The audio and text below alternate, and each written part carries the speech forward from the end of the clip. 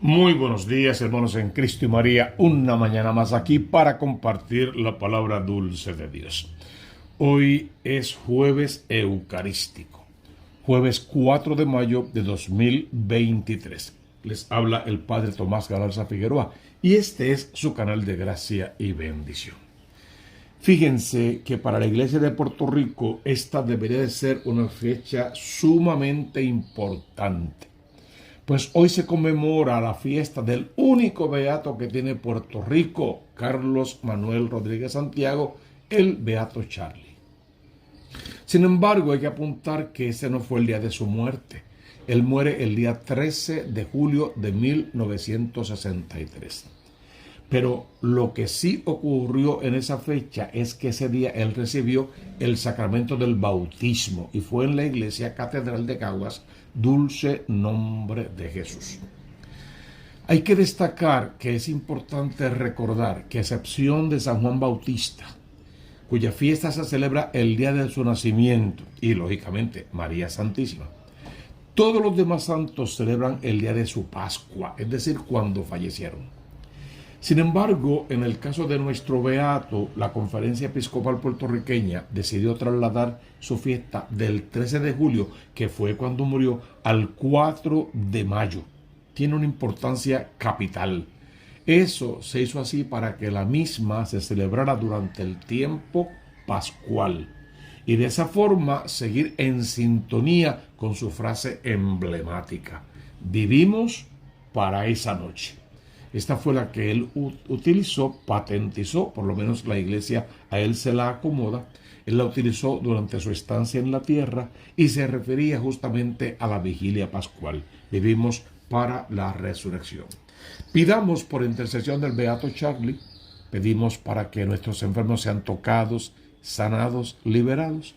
La gente que está de espaldas de Dios pueda convertirse, las familias se unifiquen y aún dentro de la pobreza y de los problemas que puedan tener salgan victoriosos en el nombre del Cristo de la gloria y todos aprendamos a vivir en paz. Que nuestro beato interceda por la iglesia puertorriqueña y por la iglesia universal.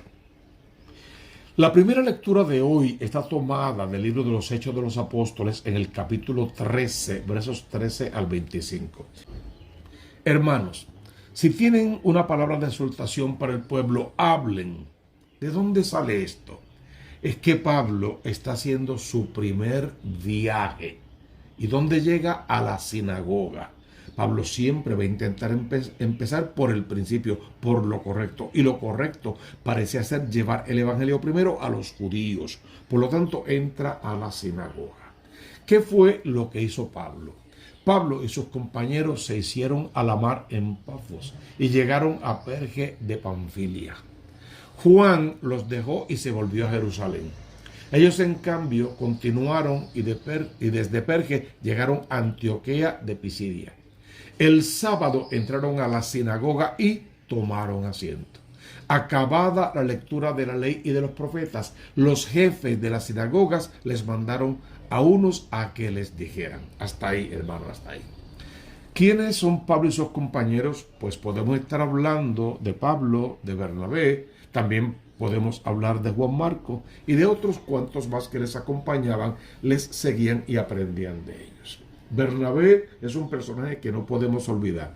Fue el que le dio la oportunidad a Pablo para que viniese a comenzar en cierta manera su ministerio. Pero también cuando Marcos se medio intimidó, se asustó, se achicopaló, dicen los mexicanos, cuando él vivió esa crisis, fue también Bernabé quien fue a buscarlo y quien lo puso en órbita otra vez, y ya conocemos toda la historia de Marco y de su evangelio. Entonces, ojalá que aparezcan muchos más Bernabés en la iglesia que le den a otros la oportunidad de trabajar por el reino, de desarrollar sus talentos sin celos, sin envidias y sin mediocridades, solamente con el deseo de que el evangelio sea conocido en todas partes del mundo.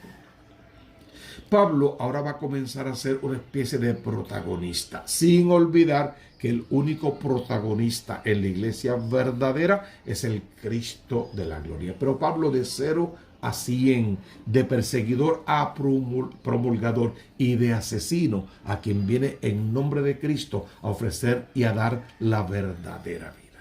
Bueno, pues a Pablo con sus compañeros, las autoridades de la sinagoga le dijeron, vengan acá. Quieren expresar algo, hay una exhortación, hay algo que ustedes tengan que decir. Pablo no perdió la oportunidad. Se puso en pie y haciendo seña con la mano de que se callaran, dijo, israelitas y los que temen a Dios, escuchen.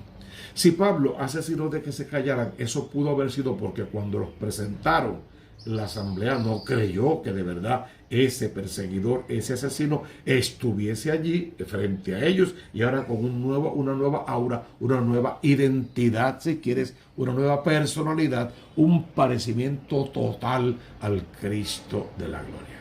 Se puso en pie y tomó la palabra con un discurso impresionante. Discurso que es querigmático, el primer anuncio, un discurso que en fin de cuentas es un memorial, un recordatorio de todo lo que ha pasado y una gran exhortación. Israelitas y los que temen a Dios, escuchen. El Dios de este pueblo Israel eligió a nuestros padres y multiplicó al pueblo cuando vivían como forasteros en Egipto. Los sacó de allí con brazo poderoso. Unos 40 años los cuidó en el desierto. Qué paternal lo escribe San Pablo. Qué bonito lo dice Pablo. Él no es que esté negando todas las cosas terribles que pasaron en el desierto. Él está buscando la forma positiva, lo más hermoso que pasó. Quedarse con lo bueno y que lo bueno subsane todo lo que pudo haber pasado de malo.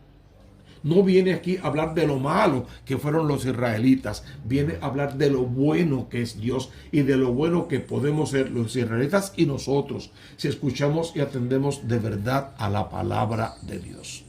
Los sacó de allí con brazo poderoso, unos 40 años los cuidó en el desierto. Aniquiló 7 naciones en la tierra de Canaán y les dio en herencia su territorio. Todo ello en el espacio de unos 450 años. O sea, una larga historia de amor, de protección, de cuidados. Y aunque el pueblo fue infiel más de una vez, Dios siempre permaneció fiel a su alianza. Dios jamás reniega ninguna de sus promesas. A cambio te pide y me pide que nos mantengamos fieles.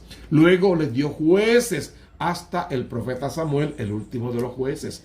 Y después pidieron un rey y Dios le dio a Saúl, hijo de Quis, de la tribu de Benjamín. Durante 40 años le depuso y le suscitó como rey a David, en favor del cual dio testimonio diciendo, encontré a David, hijo de Jesé, hombre conforme a mi corazón que cumpliría todos mis preceptos. Y hace la diferencia grande que existió entre Saúl, el primer rey, y David. Saúl, que lo eligió el pueblo, Dios simplemente lo avaló porque el pueblo insistió. Y David, a quien lo elige Dios y lo va guiando. David no se libró del pecado y de la mediocridad, pero también del arrepentimiento sincero y del cambio de conducta.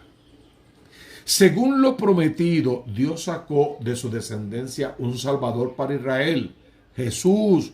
Juan predicó a todo Israel un bautismo de conversión antes de que llegara Jesús. Y cuando Juan estaba para concluir el curso de su vida, decía, yo no soy quien piensan, pero miren, viene uno detrás de mí a quien no merezco desatar las sandalias de los pies. Veamos esto. Pablo va predicando el evangelio. Llega a la sinagoga, primero a los judíos. ¿Y qué hace? Va al Antiguo Testamento, porque los judíos conocen el Antiguo Testamento. Cuando predica entre gentiles, no va tanto al Antiguo, porque ellos no conocen ni les importa, ni les interesa toda aquella historia del pueblo de Israel. A ellos les va con el plan de salvación de Dios, con Jesús resucitado y con la necesidad que todos tenemos de conocer a este Jesús, de parecer a este Jesús, de vivir como Él vivió para poder participar de la resurrección que Él promete. Entre la sinagoga predica la palabra. Segundo punto que Pablo no pierde es el memorial, el recordatorio de todo lo que pasó en positivo. Tercer punto, añade a Juan el Bautista, porque muchos judíos de los que estaban allí conocieron a Juan, o al menos su historia, y amaban, querían a Juan y lo recuerdan todavía como aquel gran profeta, el que divide los dos testamentos, podríamos decir. Y por último, la persona de Jesús. Ese Jesús de Nazaret, aquel del que Pedro dijo, a quien ustedes mataron. Pablo no lo dice con todas las palabras, pero queda por allí bastante bien insinuado. Y David, el gran rey David, o sea, Pablo aprovecha todos los personajes importantes para recordarle a aquel pueblo quiénes fueron, quiénes son y quiénes pueden llegar a ser el pueblo santo de Dios, pero en la eterna y definitiva Pascua en el reino de los cielos. Nosotros tenemos la misma misión, ir a evangelizar y evangelizar con poder, con gracia, con santidad, con fuerza, para llevar a todas partes este mismo mensaje. Y tenemos un salmo responsorial: cantaré eternamente tus misericordias, Señor. Es el Salmo 88. Léelo en casa con la familia para que veas la grandeza de Dios a través de este salmo, que tiene mucho que ver igual con la primera lectura que hemos leído hoy. Entonces pidamos al Señor que nosotros podamos seguir caminando en su presencia, y el Evangelio nos da un toque al referente. Según San Juan capítulo 13, versos 16 al 20. Cuando Jesús terminó de lavar los pies a sus discípulos, les dijo: en verdad les digo, el criado no es más que su amo, ni el enviado más que el que lo envió. Ya dijimos, si hay un discurso de despedida, también hay un discurso de envío. Y ahora en el Evangelio es que eso queda realmente claro. Pablo, en aquel primer discurso que él hizo de su primer viaje, se despedía, podemos decir, de su vida de pecado y de miseria, y ahora sí que comenzaba una nueva vida en la gracia. Él se sentía y se sabía enviado, y él iba a ver a quién iba a enviar para continuar la misión cuando él mismo no estuviese. ¿Eso de dónde lo aprendió Pablo? De aquí, de este Evangelio de Cristo Jesús. Estamos en la última cena. Cristo Jesús acaba de lavar los pies a sus discípulos y le acaba de decir: ustedes me llaman maestro y señor y hacen bien porque lo soy. Pues si yo soy el maestro y el señor y les he lavado los pies, ustedes tienen que hacer lo mismo definitivamente. Entonces, el enviado del Padre, que es Cristo, envía a sus apóstoles y a sus discípulos. Envió a Pablo en su momento, a Bernabé, a Marco y a los demás, y también te envía a ti y a mí al presente. Y la frase que ya conocemos, en verdad los digo, eso es básicamente un juramento. Eso es lo más cierto de lo que voy a decir. Préstame mucha atención porque esto es muy importante. El criado no es más que su amo, ni el enviado es más que el que lo envía. Puesto que saben esto, dichosos ustedes si lo ponen en práctica. ¿Qué dice ahí? No es todo lo que sepas, es con eso que sabes qué vas a hacer para que las almas se salven, para que tu vida tenga un sentido, pero espiritual, evangélico, y para que tu vida sea otra vez una Biblia abierta. Dice Jesús: no lo digo por todos ustedes, yo sé bien a quienes he elegido. ¿Y qué dice ahí? Yo conozco su barro, yo conozco su mentira, su dualidad, su pecado, yo conozco su miseria y vengo a ofrecerles mi misericordia, porque también conozco sus virtudes, sus dones, sus talentos y la capacidad que tienen para abrir cada vez más su corazón a la obra de Dios y ponerla en práctica. Yo los conozco por dentro y por fuera. Por lo tanto, ¿qué es lo que le voy a pedir? Les voy a pedir que se mantengan fieles. Yo sé bien a quién he elegido, pero tiene que cumplirse la Escritura. Para que la Escritura se cumpla, la iglesia tiene que permanecer fiel al Dios que la envía. El que compartía mi pan me ha traicionado. ¿Recuerdan eso? Judas el Iscariote. Pero también tú y yo estamos en ese mismo bote en más de una ocasión de nuestra vida. Se lo digo ahora, antes de que suceda, para que cuando suceda crean que yo soy. Esto que está diciendo Jesús es muy importante.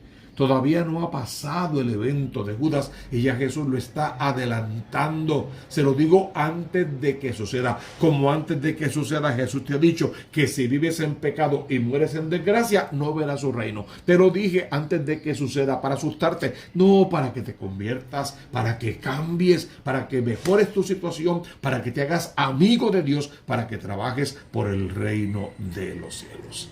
¿Y qué en fin de cuentas es lo que tienen que entender antes de que suceda?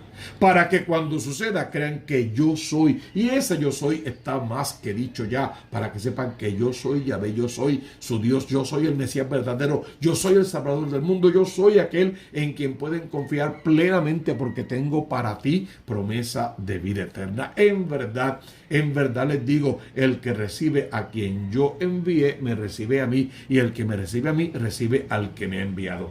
Es la clave de este discurso y de todo esto hasta el capítulo 17, porque ya sabemos, después viene pasión, muerte y resurrección. Capítulo 18, capítulo 19 y capítulo 20. Es el tema de hoy, el envío. El Padre envía al Hijo, el Hijo envía a la iglesia, a ti y a mí, y tú y yo tenemos que seguir la obra de Cristo para enviar a quienes, a nuestros hijos, a nuestros nietos, ahijados y sobrinos, a formarlos, a educarlos, para que también ellos continúen con la obra de Dios.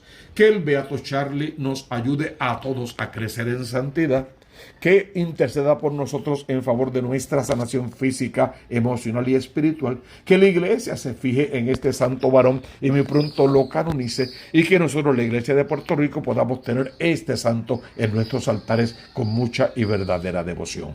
Porque tú conoces la consigna: busca primero el reino de Dios con su justicia, y todo lo demás vendrá por añadidura. Suscríbete a este canal Tomás Galarza Figueroa y al canal de la Diócesis de Mayagüez. Toca la campanita, dale like, colócalo en todas tus redes sociales, ayúdanos a evangelizar. Ahora abre tu corazón, pero antes deja tus comentarios, tus sugerencias y tus intenciones para la celebración eucarística en Jueves Eucarístico.